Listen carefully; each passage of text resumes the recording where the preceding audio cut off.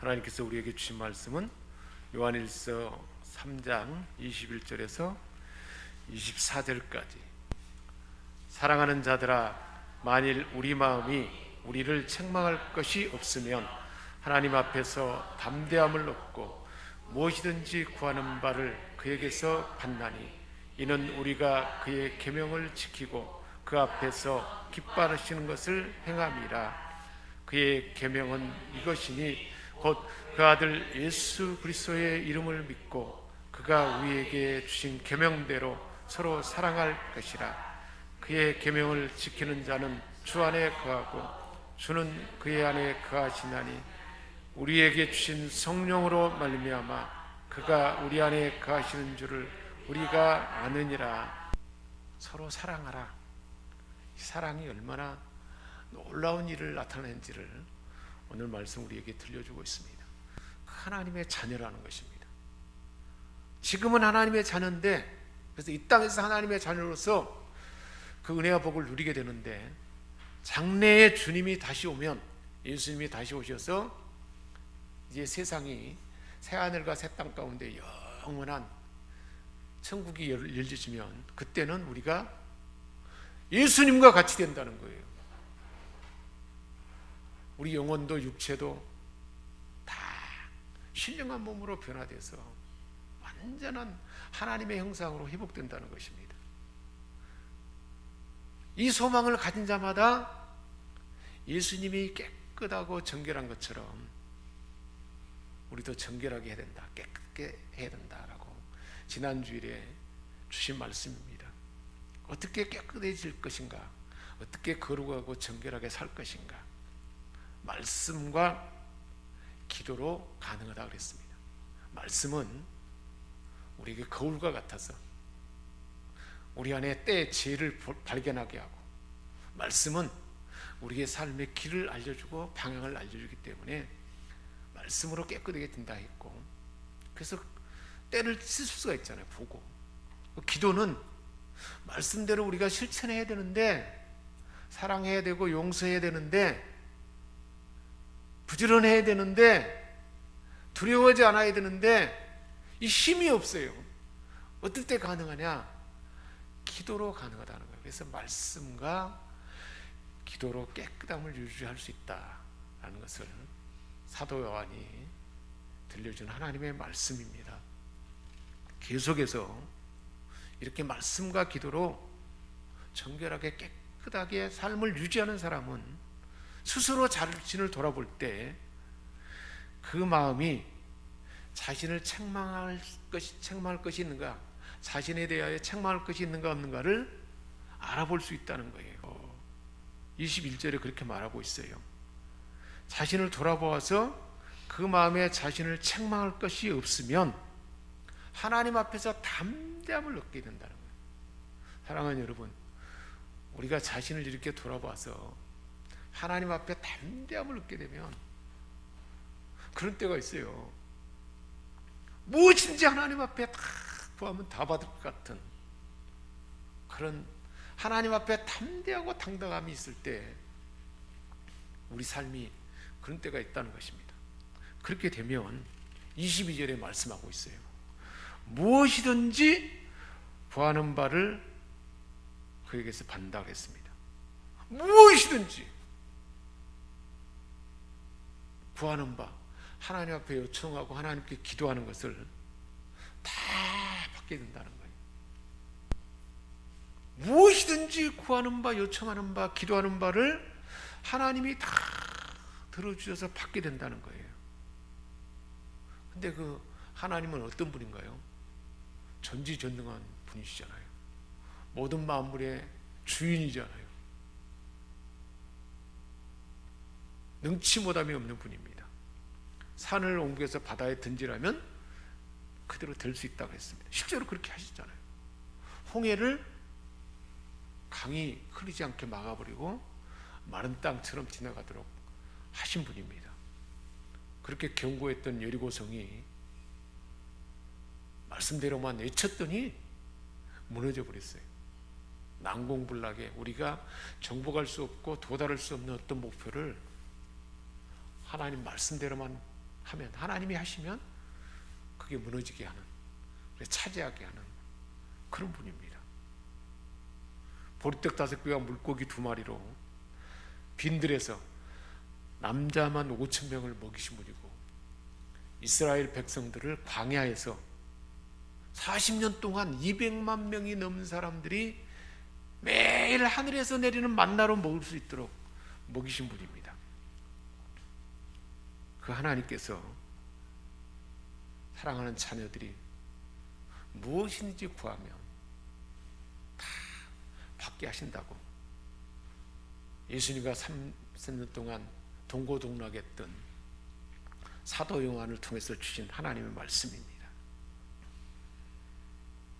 실제로 하나님이 우리 아빠시고 우리가 그분의 자녀이니까 당연한 것이 아니겠습니까? 하나님 우리 아빠잖아요. 자녀는 아빠가 가지고 있는 모든 부와 모든 것만큼을 다 누릴 수가 있습니다. 하나님 우리 아빠니까 하나님 앞에, 아버지 앞에 구하면 자식이 구하는데 다 받게 된다는 것입니다. 이처럼 우리가 깨끗하게 살며 마음에 담대함이 있으면 가능하고, 또 몇 가지 그 조건이 있다는 것을 오늘 말씀을 들려주고 있습니다. 22절에 무엇이든지 구하는 바를 그에게서 받나니 이는 우리가 그의 계명을 지키고 그랬습니다. 무엇이든지 받게 되는 바탕의 그 조건은 하나님의 계명을 지키는 것이라고 그랬습니다.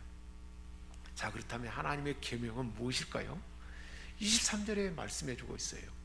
그의 계명은 이것이니 곧 그의 아들 예수 그리스도의 이름을 믿고 그가 우리에게 주신 계명대로 서로 사랑할 것이라. 첫 번째 바탕 기본 조건은 하나님이 우리를 사랑하셨어.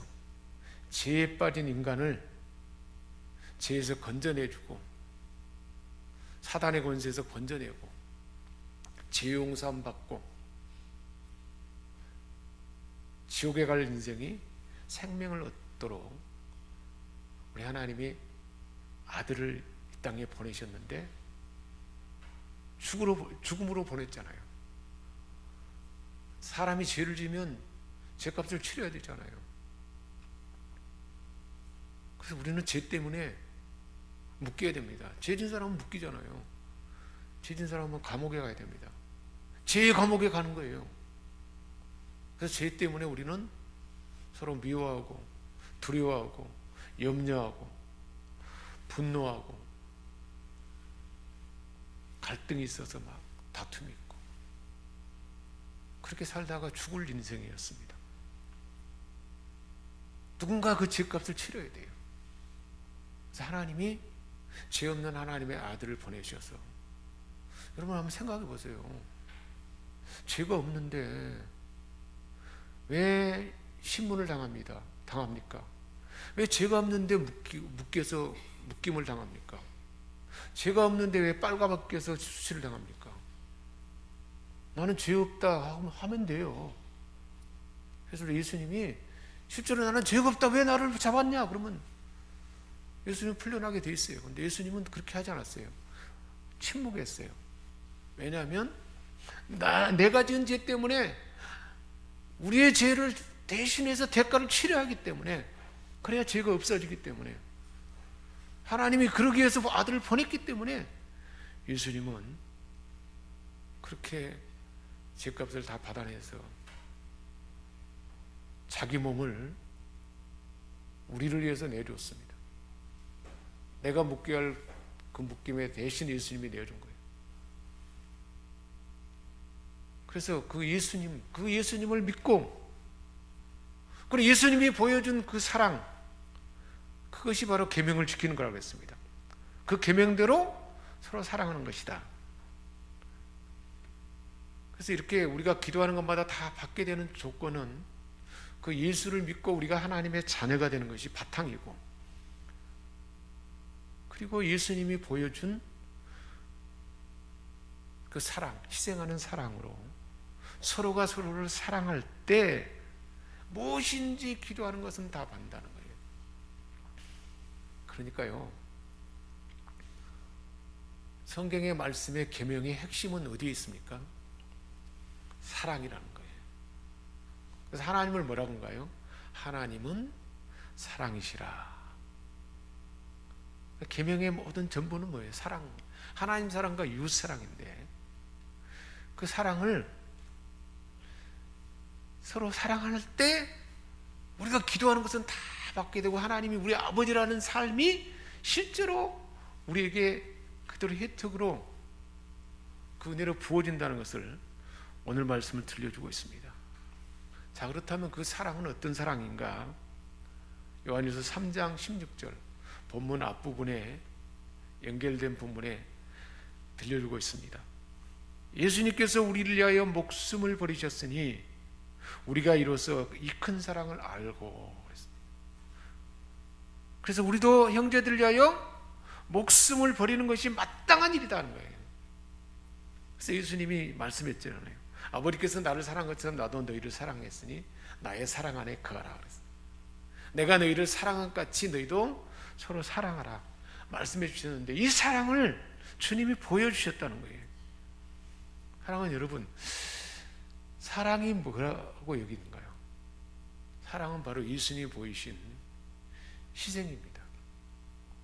자기 몸을 자기가 희생하는 거죠. 제한하는 거죠. 그래서 내가 누릴 특권을 나는 포기하고 누군가를 위해서 내줍니다. 아버지와 어머니 사랑이 그렇지 않습니까? 어렸을 때부터 자식들을 위해서 맛있는 음식, 필요한 음식 다 준비해서 만들어줍니다. 그리고 새벽부터 밤늦게까지 또 직장에서 일을 하고 일터에서 일합니다. 다 그 몸으로 누구를 위해서? 자식들을 위해서 수고를 아끼지 않습니다. 다 자신을 내어주는 거지 않습니까? 이렇게 누군가에게 자기가 누릴 것, 그 시간, 자기가 가질 그 몸의 모든 권리를 누군가를 위해서 내주는 그것이 바로 사랑이라는 것입니다. 그래서 우리 주님은 어느 정도까지 내어줬냐면, 예수님 말씀하신 것처럼 사랑하는 자의 생명을 살리기 위해서 한 알의 미랄이 되어서 땅에 떨어져 죽으신, 그래서 미랄이 씨앗이 떨어져 죽어야 싹이 나잖아요. 생명이 살리잖아요. 생명을 살리는 데는 내가 죽어야 생명이 살아난다는 거예요.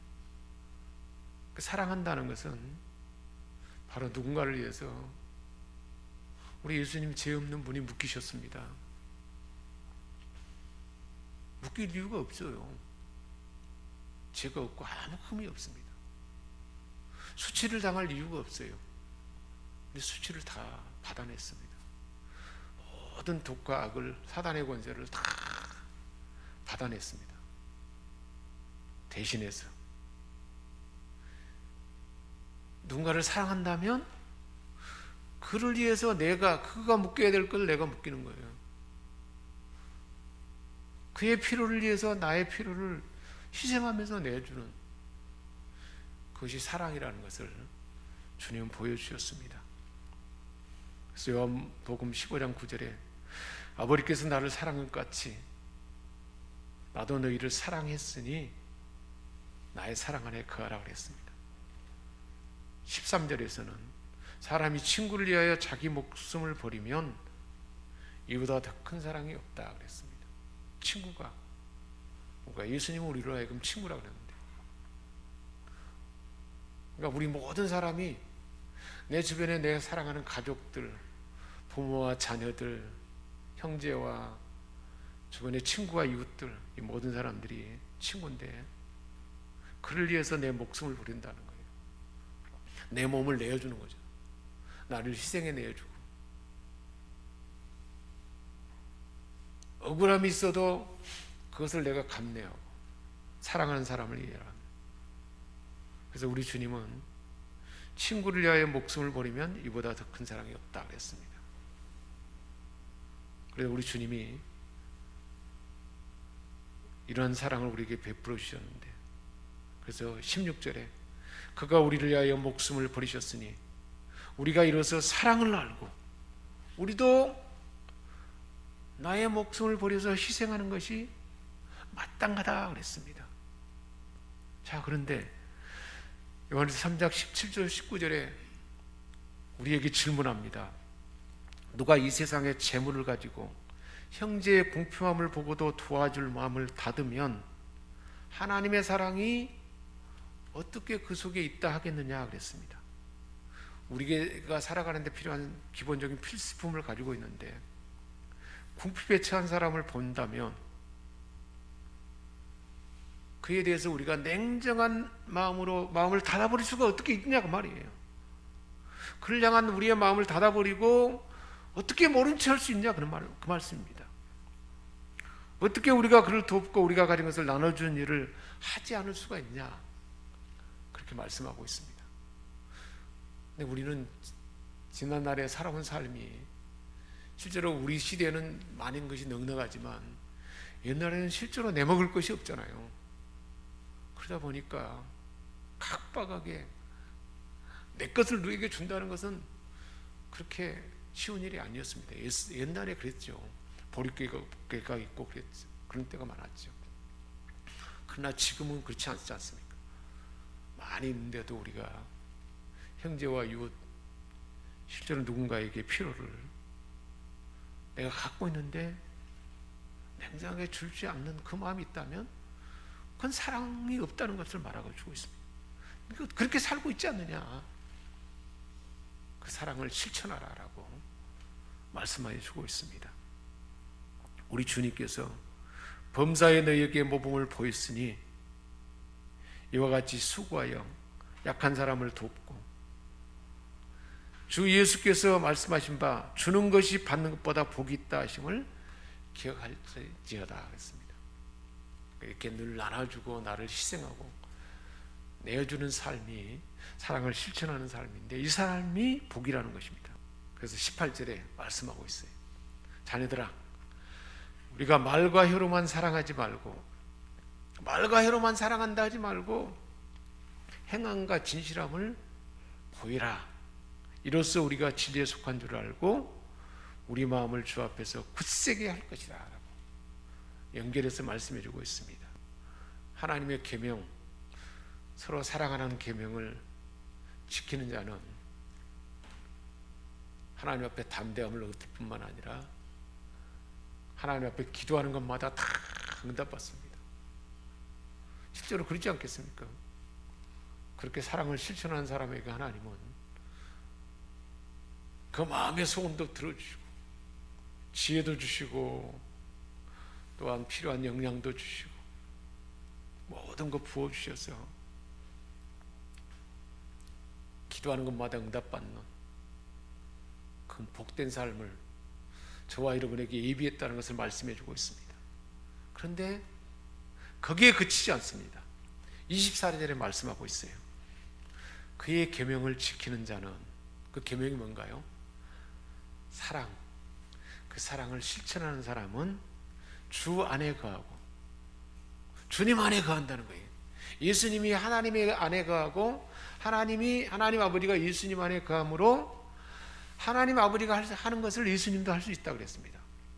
그런 것처럼 이렇게 사랑을 실천하는 사람은 바로 주님 안에 거하고 주님은 또 그 안에 거한다고 그랬습니다. 사람이 나를 사랑하면 내 말을 지키리니, 주님을 사랑한다면 주님의 말을 지키라는 건데 그 주님의 말은 뭔가요? 내가 너희를 사랑한 것처럼 서로 사랑하는 거잖아요. 내 아버지께서, 이런 사람은 아버지께서 하나님 아버지의 사랑을 받을 것이고 우리가 저에게 와서 성부, 성자, 성령 하나님이 저와 거처를 함께 할 거예요. 그 마음 안에 함께 한다는 거예요. 하나님 마음을, 아버지 마음을 품게 하고 예수님의 사랑을 실천할 수 있도록 그 마음을 갖게 한다는 것입니다. 오늘 본문과 연결해서 주신 말씀인데 요한복음 14장 23절에는 이렇게 말씀해 주었고 15장 7절에서는 너희가 내 안에 거하고 내 말이 너희 안에 거하면, 즉 내가 주 안에 주가 내 안에, 말씀 가운데 그렇게 되면 무엇이든지 원하는 대로 구하라. 마찬가지예요. 무엇이든지 원하는 대로 구하라. 그래야면 이루리라. 들어준다는 것입니다. 구하는 대로 다 받는다는 것입니다. 실제로 우리 하나님께서 저와 여러분의 삶 가운데 이 은혜와 복을 주신 줄 믿습니다. 그러니까 우리가 세상에 뭐 학문을 배우고 뭐 지식을 배우고 뭐 기술을 배우고 뭐 그거 다 필요합니다. 그러나 오늘 주신 말씀대로 늘 우리를 말씀과 기도로 깨끗하게 하고 하나님 앞에서 나를 돌아볼 때 책망할 게 없도록 나를 지키는 가운데, 주님이 내 안에 내가 주님 안에 거한다는 사실을 어떻게 알 수 있냐라고 오늘 말씀 24절에 가르쳐주고 있습니다. 우리에게 주신 성령으로 말미암아 주님이 우리 안에 거하는 줄을 우리가 안다는 거예요. 아니 이상하게 희생하는 섬기는 사랑을 내가 실천할 힘이 있다는 거예요. 나도 모르는 사이에 다른 사람을 용서하고 포용하는 마음이 생기고 나를 제한하고 누군가를 위해서 섬기고 희생하고자 하는 그 마음이 내게 주어진 거예요. 가족의 한계에서 벗어나서 가족 안에서도 그렇게 넉넉하게 실천할 뿐만 아니라 더 확장된 삶을 살게 한다는 거예요. 그걸 어떻게 하냐? 우리에게 주신 성령으로 말미암아 그걸 알게 한다는 거예요. 성령님이 어떻게 알게 될까요? 로마서 5장 5절에는 말하고 있어요. 하나님의 사랑을 성령이 우리에게 부어부은다고 했어요.